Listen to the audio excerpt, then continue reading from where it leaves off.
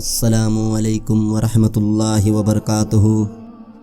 خود کو عقل و دانش کا گہوارہ سمجھنے والا، خود پسند، خوشامد پسند، عقل کل کا مالک ایک بادشاہ تھا، جبکہ اس کا وزیر با تدبیر، پڑھا لکھا، تحمل مزاج اور سمجھدار تھا۔ ایک دن چھری کانٹے کے ساتھ پھل کھاتے ہوئے بادشاہ سلامت کی انگلی زخمی ہو گئی۔ دلیر بادشاہ سلامت اپنا خون بہتا ہوا دیکھ کر پریشان ہو گیا۔ وزیر نے کہا، جل الہی، فکر کی کوئی بات نہیں، اس میں بھی اللہ تعالیٰ کی طرف سے کوئی حکمت پوشیدہ ہوگی۔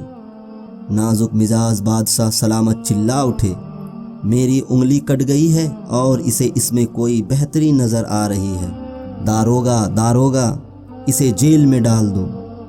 وزیر کو جیل میں ڈالنے لگے تو وہ بولا، اس میں بھی میری کوئی بہتری ہوگی۔ کچھ دنوں بعد بادشاہ کی انگلی ٹھیک ہو گئی۔ وزیر ابھی تک جیل میں ہی تھا۔ بادشاہ سلامت ایک دن اکیلے ہی جنگل کی طرف نکل گئے۔ واپسی پر راستہ بھٹک گئے اور کسی دوسرے علاقے میں پہنچ گئے۔ وہاں کے وحشی لوگ بادشاہ سلامت کو پکڑ کر اپنے سردار کے پاس لے گئے۔ سردار نے کہا، اسے کمرے میں بند کر دو، ہفتے کے دن اس کی قربانی ہوگی۔ مقررہ دن بادشاہ سلامت کو جب قربانی کے لیے چبوترے کی طرف لے کے جا رہے تھے تو ان کے مذہبی پروہت کی نظر اس کی انگلی پر پڑی، جہاں اسے کٹے کا نشان نظر آیا۔ پروہت نے جنگلیوں کے سردار کو مخاطب کر کے کہا، سردار، اس کی قربانی نہیں ہو سکتی کیونکہ یہ داغی ہے۔ اس وقت نہ صرف بادشاہ کو آزاد کر دیا گیا بلکہ بادشاہ کو وہ ویسی لوگ ملک کی سرحد تک چھوڑ گئے۔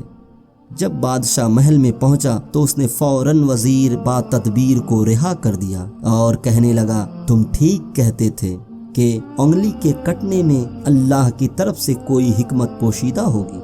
زخم کے اس داغ کی وجہ سے میری جان بچ گئی۔ وزیر بولا، بادشاہ سلامت، آپ کی تو جان بچی انگلی کٹنے سے، میری جان بچی مجھے جیل میں ڈالے جانے سے۔ خدا نہ خواستہ آپ کے ساتھ ہوتا تو ان لوگوں نے میری قربانی کر دینی تھی۔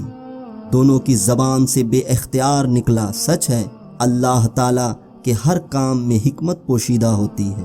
درس حیات، اللہ تعالیٰ کے ہر حکم میں حکمت پوشیدہ ہوتی ہے۔